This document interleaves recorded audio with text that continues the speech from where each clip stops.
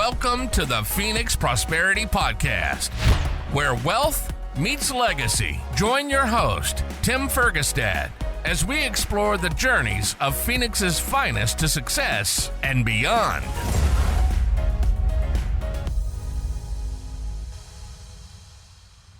All right. Hello, this is Tim Fergestad. Thank you for joining us. Today on the Phoenix Prosperity Podcast, we have Tyler Francis, president of Francis Roses and co-CEO of April and Ashley, leading one of North America's premier rose growing operations while blending family legacy, innovation, sustainability, and luxury floral craftsmanship. Welcome to the show, Tyler. Wow. Thank you for the intro, Tim. I appreciate it. Well, that's a lot of cool stuff going on. So where do you think is a good place to start and let everybody sort of get a snapshot of what you are involved in?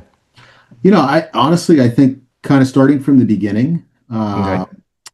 It's an interesting story, Tim. When my family moved to Arizona in the 1920s, and prior to that, kind of historically, Arizona, we kind of ask, well, why does Arizona exist? And I go back to when the Bureau of Reclamation, the act was signed by Teddy Roosevelt. And it opened up kind of the arid desert to agriculture. And if you think back, in the 1900s, that happened in 1902. So in 1920, all of this land was open for kind of Western civilization, our Western civilization, Right. with regards to the United States to start to develop. The San Joaquin Valley, you had Arizona specifically, and you had all these dams that were being built to kind of open up the arid desert. And in the 20s, my family actually moved to Arizona from Conyers, Georgia. So Okay. they had always been in the cotton business. And it was 1929 when they opened up their first cotton gin in Peoria, Arizona. I think there was a cafe in Peoria at the time, and that was about it. So they started a very successful cotton ginning business. And in 1987, my dad actually stepped out and started cotton farming himself. Okay. So from there, 1989, really 2 years later, we got into the rose business. And part of the reason why roses started growing in Arizona, one was because of the fertile soil, but two was the regulations from California made it a little bit more expensive there. So we were able to capitalize on the heavy regulation of California. And now what's actually happened is about 75% of the production of all roses in the United States. So we're talking about garden roses now, right?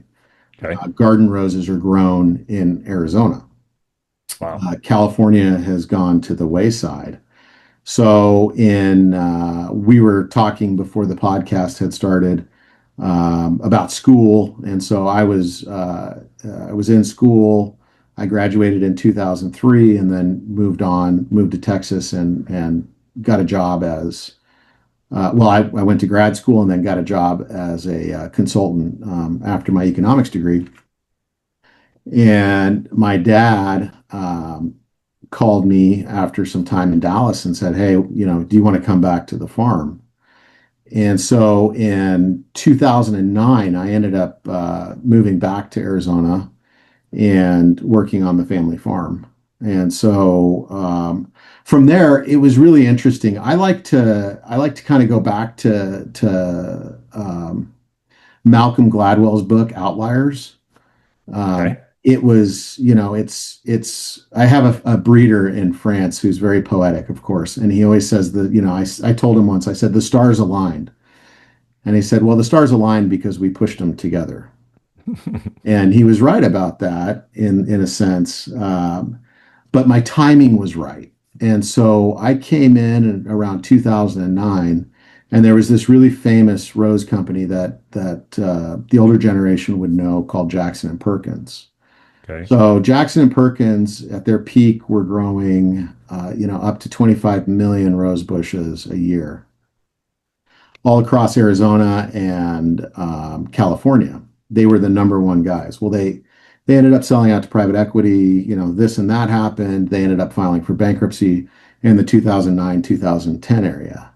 Okay. And At the same time, a company called Weeks Roses filed for bankruptcy. So it was literally about a year later. And the interesting thing about that isn't that rose companies were going out of business. It was that they had breeding programs. So when I look at rose bushes and rose bushes for your garden, I look at it as a consumer product. People want to have stuff that's new and innovative. If you have roses and you go into your garden center year after year and you see the same thing, the product tends to become stale. Well, we just had these two major rose breeders go out of business. And so I saw an opportunity and I got on a plane and I flew over to Europe.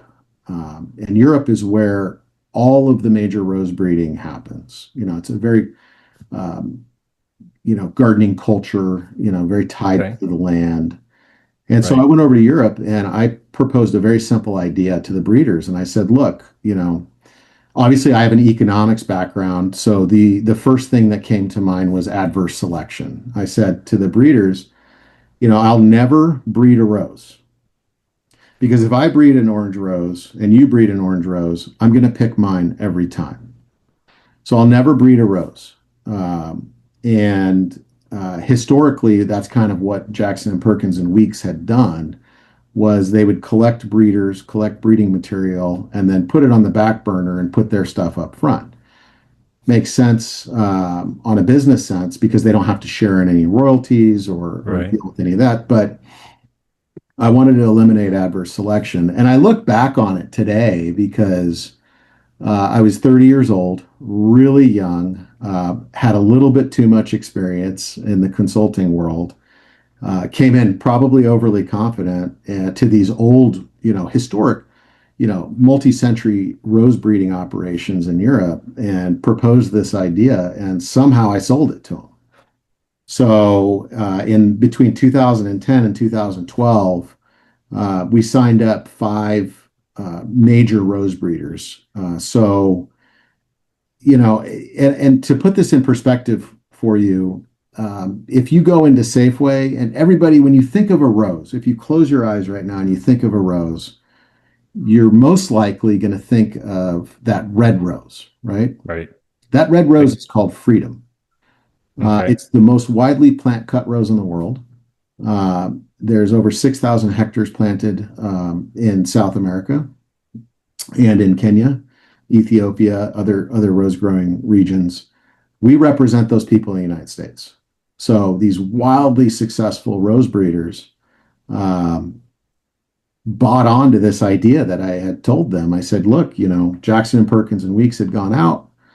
Let's start introducing your roses. And that's when it all started. So they sent me material. We signed up 5 of the largest rose breeders, got a collection of roses, and we started trialing them. We ended up purchasing a company in Texas and then another nursery in Texas. And then we've diversified since then. And today, Francis Roses and, with our direct consumer brand, April and Ashley, we are actually the only fully vertically integrated rose company in the United States. So it was a fun journey. So, and we're still going. Right. Wow. That's a lot. Let's back up a little bit for our listeners and can you explain the difference between the different types of roses and garden roses? Is what you focused on? Yeah. So originally we focused on garden roses. And so it's really simple, right? You drive around and Phoenix, for example, if you drive around Arcadia, you see all those white roses in the front of everyone's house. These are garden roses. They're very different than cut roses. So garden roses are something that you're going to plant in your garden. You're going to have it, planted along with other plants. A lot of people like lavender or in different regions, they'll put. I have a dozen of them in my garden. Right. Salvias and mixed plantings. Companion plants is what we call it. So, but roses are special, right? Like garden roses specifically are really special. They bloom from the spring all the way to the end of fall. And it's really the only woody ornamental that gives you that sort of longevity of color. So those are garden roses. And then on the flip side, there's cut roses. So the breeding targets for cut roses are very different. Breeding targets for cut roses are going to be longevity, so vase life, novelty, so different shapes, colors, obviously, and it gets super technical. I mean, they go down, but to, they're not stable enough or hardy enough to live in most people's gardens. Then it depends. okay. We are kind of coming into this Designer boutique style. we are coming into this really kind of interesting part in breeding, and not to get too nuanced into the breeding side of things, but that's where I find a lot of passion. But we are starting to see different shapes. So when you think of that red rose, it's in our world, we call it a high center hybrid tea. Yep. So now we're starting to see different shapes, right? So these cupped shapes, roses can take form. Quite frankly, that's the other thing I really want to point out is the diversity of range that you can get from roses is unlike any other plant that exists on the planet. That's why roses are so special. So when I go out and I look, I see these small flowers, I see these big flowers, I see these tall shrubs, I see these small shrubs, different fragrances, right? I mean, the color ranges, it's literally everything on the rainbow and in between. So, roses really have this special meaning in people's life. And I don't think people recognize that, but somehow intrinsically everybody kind of knows. That's why the rose is really the queen of the garden. That's why it's so special when you have a rose bouquet in your house. A rose bouquet versus a bouquet of sunflowers, for example, those are two totally different products. And you can feel it, and it's almost intrinsic. So we're recording this in May 13th. Today, I believe, is Tulip Day. Yeah, perfect. Tulips are great. They don't last very long, but they're great. Right. That's their spring thing. But you mentioned some of the European breeders and stuff. That I think they're from the East, but I think they found a home in Northern Europe, right? Yeah, so I mean the famous tulip region is I think just outside of Schiphol Airport. You fly in and then you see all the tulip fields. Right. I've never focused on tulips, so I actually go to Europe after tulip season, so I never get to see them. Okay, but I bring that up because the diversification, kind of like grapes and wine, right? I think it's just generally better for the health of them, right? To not focus on one, but to is that true? Is to get a healthier stock and to keep all the different roses thriving? So, this is the cool thing about roses, right? Like grapes. So if we go back to grapes, you make a really good point. So grapes like well-drained soil. Grapes are grafted. Grapes are very similar to roses. And you can have, as a matter of fact, Napa does a really good job with this. A really nice wine from Cade, for example, they say is in the Howell Mountains, and it's the soil and the acidity or whatever it is, right? The drainage and where it's planted, it creates this exceptional grape, right? Versus Paso Robles, right, which is close to our farm in Central California. Okay. So you'll have different tastes of those grapes, but climate does matter too. So when you talk about wine, for example, ice wine, that might be something that would be, a grape planted in New York. So you'll have varieties that, maybe more white varieties like Rieslings, that'll be more in the New York region. Now, roses are exactly the same. And there is really no X factor rose. A rose that, looks a certain way in Arizona and then New York, right? Or let's say Seattle and then Miami. So Okay. How we deal with that is we set up test gardens all throughout the country. Okay. So obviously we have a test garden at our farm in the Central California. Our initial look at our test farm is in Arizona because that's where our production is. We have a test garden at our farm in Texas, and it's East Texas. And then we have a test farm in southern Vermont. So with that, we get, and we are actually, I have a phone call a little bit later today to start sending roses to the Portland Rose Garden. It's a famous international rose garden. Excellent. So, this kind of captures what we call the smile states. Mm-hmm. And that way, the ultimate goal is to regionalize the roses. So roses that work really well in the Northeast, New England, we want to be able to target and specify to the customers that those roses work really well. But it also does another thing for us. It gives us a really good idea of the disease resistance. So in California, you're going to see a lot of powdery mildew. In Texas, you're going to see a lot of black spot downy mildew. And then in Vermont, we're actually right next to the Connecticut River. You'll see a myriad of diseases. So it could be black spot, it could be powdery mildew, but also gives us a cold hardiness test. So how does the rose, because we're from Arizona, right? So we don't really think about it being cold because it's never cold here. Right.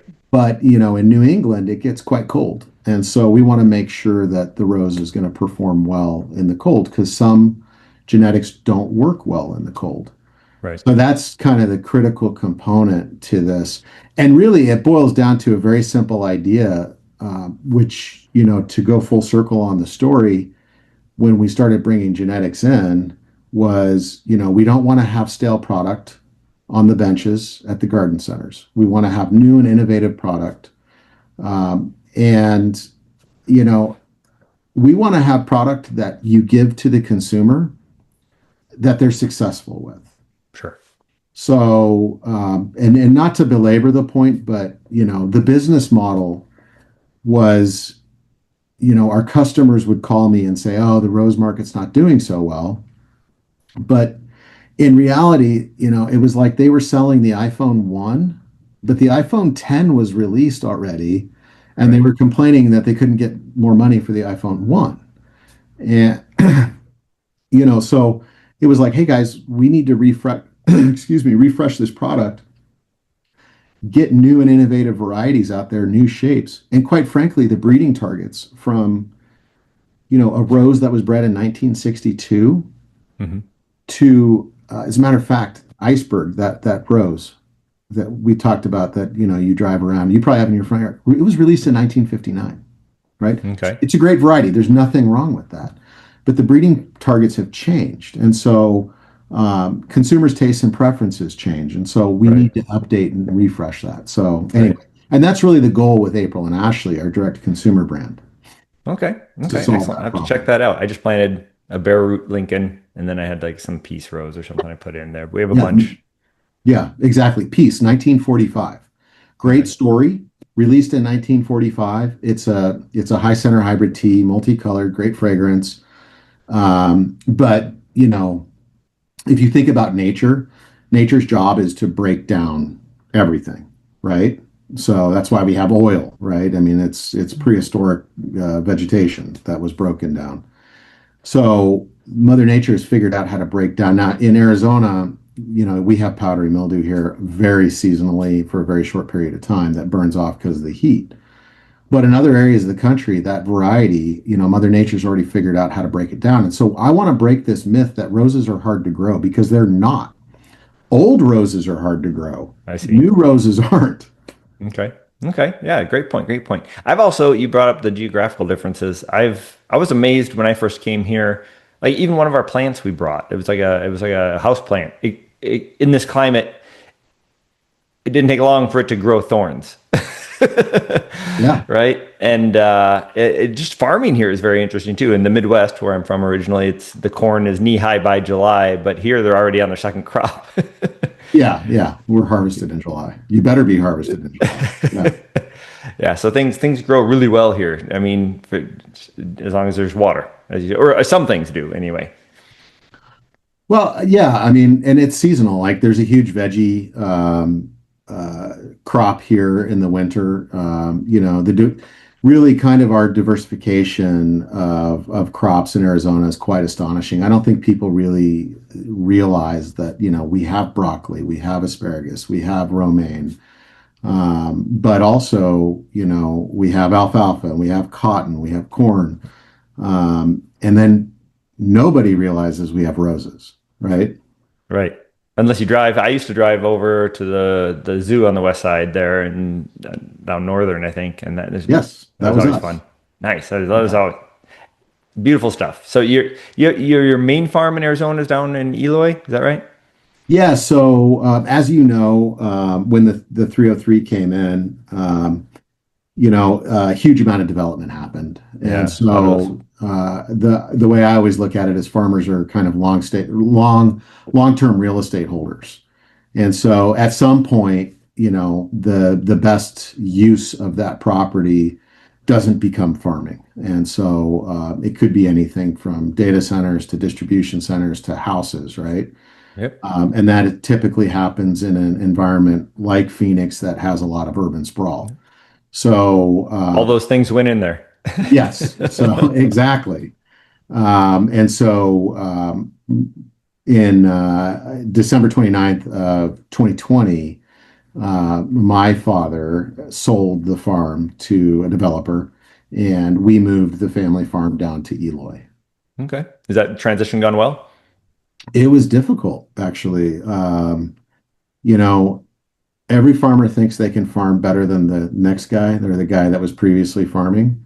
Hmm. So, with roses, it's really specific. It took me a couple years. I knew the land sale was pending, but it's really critical the soil type, Okay. but also the water, right? So when we talk about water, we need to make sure that we have enough water, but the quality of water needs to be specific. So, you know, it could have been a very natural progression for us to move from Litchfield Park or Glendale all the way to Buckeye, but the TDS or the salts in Buckeye are too high.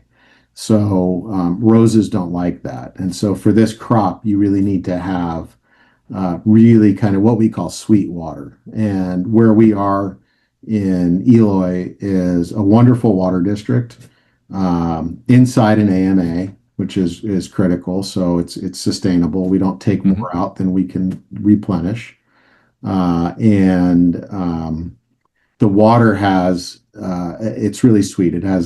Technically we look at the sodium absorption ratio or the SAR, and it's below 2. So it's really good for veggies. And actually, our area in Eloy historically was a major vegetable producer, and then Okay. it moved on to Yuma. Okay. Okay. So, um, long history here. What's Yeah. allowed your family business to survive and grow? All right. While so many agricultural businesses disappeared. Yeah. So again, it goes back to all sorts of economic pressures, right? Farmers face a ton of economic pressures. A lot of them are regulatory. We have to deal with a lot of regulatory pressures. Our farm has five agencies, government agencies, federal and state, that we interact with on a constant basis. And, again, like we were talking earlier before the podcast started, cotton was at 65 cents last year. That's the same price as it was in 1972. Well, everybody knows that inflation has occurred, right? So it doesn't cost 65 cents to grow that cotton. So those people are losing money. So it's nice to be in a more of a niche crop like roses. Our footprint is very small. It sounds cool. You can use all sorts of numbers, like we grow 75% of the US market. But overall, the GDP of roses is still very small. You could kind of equate it to walking into a garden center. What's the footprint of roses in a garden center versus other plants? So it's relatively small. So it's this kind of nice little niche market that we've been able to find, Okay. but also competition. So economies of scale is real. We were talking earlier as well about the capital costs for farmers. Equipment has become extremely expensive. So if you're spending $1.5 million on a cotton picker, you know, how do you know you're going to get your return out of that? And so it becomes very difficult. And then, water issues, right? So there's Sure. water issues, land cost issues, development issues. So you're starting to see smaller farms not be able to keep their head above water. All the meanwhile, larger farms, which isn't necessarily a bad thing either, but larger farms are able to kind of maybe absorb those bumps in the road a little bit more. Okay, interesting.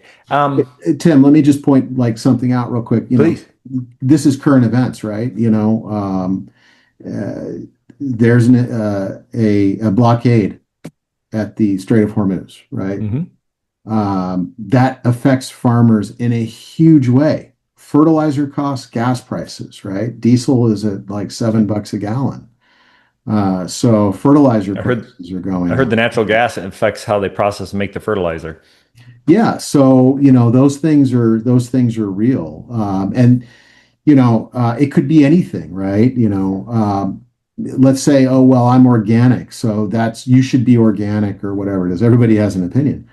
Well, what happens when the avian flu comes in and all those chickens die and all of that nitrogen-rich manure is gone? Right. So these external factors happen to farmers, and we have a little saying in farming. It's why we say it's production agriculture, because if it can happen, it will happen, and something happens every year. It's never have we had a year that's the same. Right. Right. Um, Speaking of changing, you've expanded into direct to consumer with April and Ashley. Is that right? Yeah. Okay. What drove that decision, and how has e-commerce changed your business? Not to sound too cheeky, but if you want it done right, you got to do it yourself. And Right. so my parents told me that enough times, I guess, that it really stuck. But, what we saw was a broken model for a direct to consumer business. But we also saw an opportunity. Amazon really paved the way for 2-day shipping, right? Okay. Yep. So plant sales online are kind of right at the beginning of the upward trend on that curve. We also talked about consolidation. And so we've had a significant amount of consolidation of our buyers. So if you look at kind of our risk pools, they've been getting larger. And so we've needed to step out and diversify our business because, we want it done right. Mhm. But also, so there's a broken model, but also we need to be able to diversify exactly how that money is coming in so that we can sustain ourselves long term. Okay. Sure. Sure. Um, Let me give you an example. So, the cut rose market, right? yep. Uh, the coolest thing that ever occurred, in my opinion, with fresh flowers is you could go to Fargo, North Dakota in the middle of a blizzard in winter, go into a florist and get fresh flowers. That infrastructure that was created decades ago exists today. And it's the infrastructure that the current industry is leveraging. And the problem is that how that works is roses are cut in Colombia or Ecuador. They get shipped to Miami. From Miami, they sit in a cold store. Mhm. Typically, they get trucked up to Fargo, North Dakota. So if you ever got a bouquet, from any vendor, right, you'll notice that the roses always die first. And so, I saw this model, and they're always the same roses. It's those red roses, right? Mhm. Um, but I saw this model, and I said, very similar to this myth about garden roses, where garden roses are hard. Well, they're not hard, right? You just need the right ones. But we saw this model that people were getting and spending a lot of money on fresh flowers, and their roses were dying. And it's because of all of the travel time that occurred between when that variety was cut to it actually arriving in the consumer's home. So we said, how do we fix that? So we partnered up with a boutique farm, a family farm called Milagro. They have 60 hectares. They do a lot. They represent a lot of what we represent. They have the same value systems. It's a family farm. They are innovative. They want to push forward. They have a lot of research and development. They're looking at new varieties. But we teamed up with them and we created a model where you can go and place an order. You can cut the roses, and we literally cut the roses, we pack the roses, we ship the roses, and they're delivered to you at your front door within 48 hours. And they Wow. last for 2 weeks at your house. So, and it's not the same rose, they're unique genetics. So the selection and exclusivity that we have with these rose genetics, really, it just makes it a showstopper. So that's what we saw that was broken, and that really drove the April and Ashley side. But also on the garden rose side was, you know, the experience of people getting their roses and having that. We are the farmers, right? What we Right. saw was people were buying all these roses. They were putting them into cold stores. They opened up an online shop, and they were really the middlemen. So they're, they're not the experts in roses. They're just trying to clear out their cold store. So, we said, hey, we can actually create a network of trial gardens. We can have unique, exclusive varieties because we have this breeder network, and we can ship roses, potted roses, garden roses, to your front door at a click of a mouse. So, why aren't we doing that? So Right. that was kind of the driving factor behind April and You can Ashley. get a healthier, faster product for less without the middleman. Yeah. So, and the value is just incredible. So, Yep. you're not going to see, if you want to have what I call heritage roses, like Peace, for example. Mm-hmm. Great. We're not going to have that. We're not your business. But if you want new and innovative product that is literally on the forefront, I mean, April and Ashley is really bridging the gap between the breeder relationship with the rose and the consumer. Direct consumer. So so for here in Phoenix, if I go on to the website and I can find one that's already optimized for my zone, Yeah. is that okay? Yeah. Well, fortunately, we grow them all here, so pretty Right. much our entire selection is going to work for you. Yeah. Right. Just don't plant it against like a west-facing brick wall. I mean, it's pretty common stuff. That indirect heat, bounces off. A lot of people plant roses in rocks. Rocks, hold heat, right? Yeah, you need You to don't want to have that. spread the rocks away and put some mulch down instead, right? Yeah, exactly. Okay. Water it early in the morning. Right. I'm fortunate. I have a terrace over all my raised planter beds and everything, so it's really well planned out structure. So perfect. I see a future customer sitting in front of you. That's right. Absolutely. Just wrapping things up here. I want to get back to the family business aspect of it. It can be Yeah. incredibly rewarding, but also incredibly difficult, right? And I see it. It's really impressive that you have. I mean, farmers. I don't know if it's the culture or what. Just generally seem to do pretty well historically, passing on the business from generation to generation. But in this day and age, it gets, I think, particularly hard. What have you learned about leadership and succession in a multi-generational company? So I think it's becoming harder. Sure. And we are seeing the next generation not want to get into farming. And it's sad, because it's actually really hard work. This is a lifestyle. The first 10 years that I worked, I lived at the farm for 10 years. I worked 7 days a week. I worked 12 hours a day, Yeah. every day. And that was an investment that I had made, and it's difficult, but that's what I needed to do to get my knowledge base right. And you don't have to do that for every job that you or career path that you might want to take. So it's really critical. But the key component to at least our business is passion. Okay. And Well, you have to have that to to learn all the wide scope of things you need to know. And you wear so many hats, right? You're an innovator, you're a scientist, you're an artisan, craftsman, all that. Yeah, I like to Businessman. say we're generalists. Okay. We're about 6 feet wide and 2 inches deep, right? So we're contractors, we're electricians, we work in Right. construction.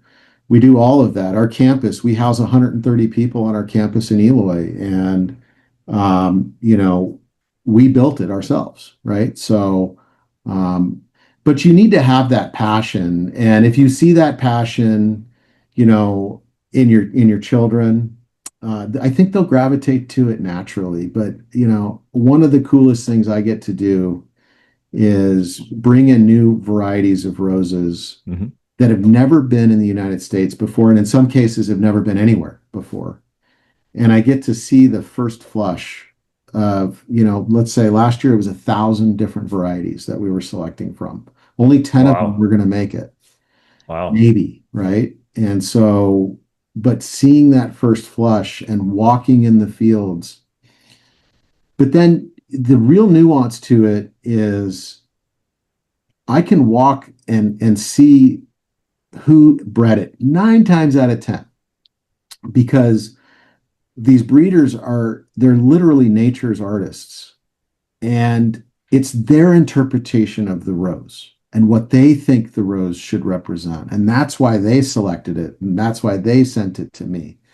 So you have all of these different forms of nature's art just out in the field, and that is just the most rewarding thing that I have, you know, beyond seeing all of our customers plant these roses and appreciate it as much as we do. So that's Right. really, you know, that passion. And I hope, you know, my children, they're still young, but I hope that they have that same passion and carry on, you know, the legacy.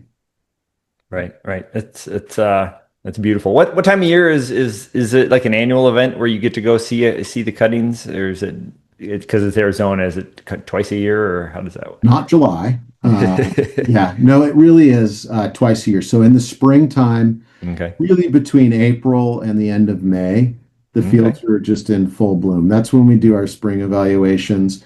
And then in the fall, you know, you're going to see the full mature habit of a plant.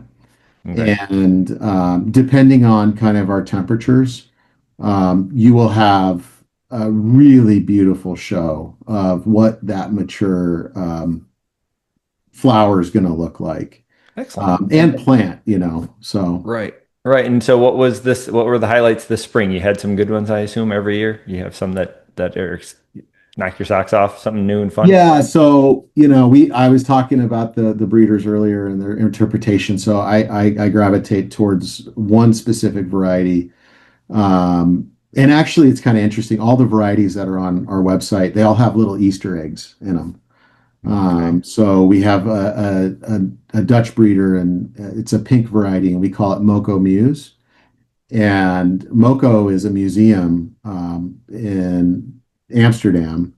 It's a really cool museum. It has Banksy in it, and I visited once, and it has this pink color, and that rose just represented Moco to me. Okay. So, but this one specifically, the French one, the French are so passionate and romantic. Their language is so romantic, not just in the sound, but in their words and how they express themselves. And I see that actually in the product. And we have a variety called Velours de Nuit, so Velvet Night, and it's a purple rose. And the reason that's interesting is purple is a very hard variety to get, but it's a cupped shape. So you have this very just beautiful, you know, 100 petals, and then this fragrance just pops off of it that is just to die for.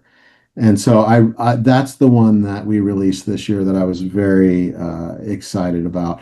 I was excited about all of them, but if I had Right. to pick Right. one, Okay. that would be the one. Yeah. All right. That's great. So Tyler, if people would like to see these, right, or connect Yeah. with you or learn more about your roses and get and buy some for themselves, where can they go? What should they do? It's real simple. Aprilandashley.com. And so I have a partner in this direct to consumer business, and his wife is named April. and my wife is named Ashley. And I Sweet. thought, how better to honor our wives than to name this company? And it's not just in name either. They're very involved. Historically, there's been kind of a male dominated touch to the roses, and I wanted to change that too. So we have a lot of female involvement now, involved in the selections, involved in our marketing. And so that was kind of a critical component. So it's not just named for our wives. It's really kind of this point of inflection that we're driving this culture where, we have these, female-led initiatives that for our female customers. Okay, very cool. All right. I'm sorry, website? AprilandAshley.com. You got to remember. Okay. April, Ashley, wives, AprilandAshley.com. Okay. All right. And if anyone wanted to connect with you directly, LinkedIn or? Yeah, actually, I have a public profile on LinkedIn. Okay. If you go into Francis Roses or April and Ashley, you can just shoot me a message and we could talk about roses. Excellent. All right. Well, thank you everyone for listening and watching. Thank you very much, Tyler Francis, for joining me today, sharing your insight into this industry. I think it's wonderful. Thank you. Thanks a ton, Tim. Inspired by our guests? Visit phoenixprosperitypodcast.com/guest and join us on the show and share your success story with Tim. The spotlight awaits.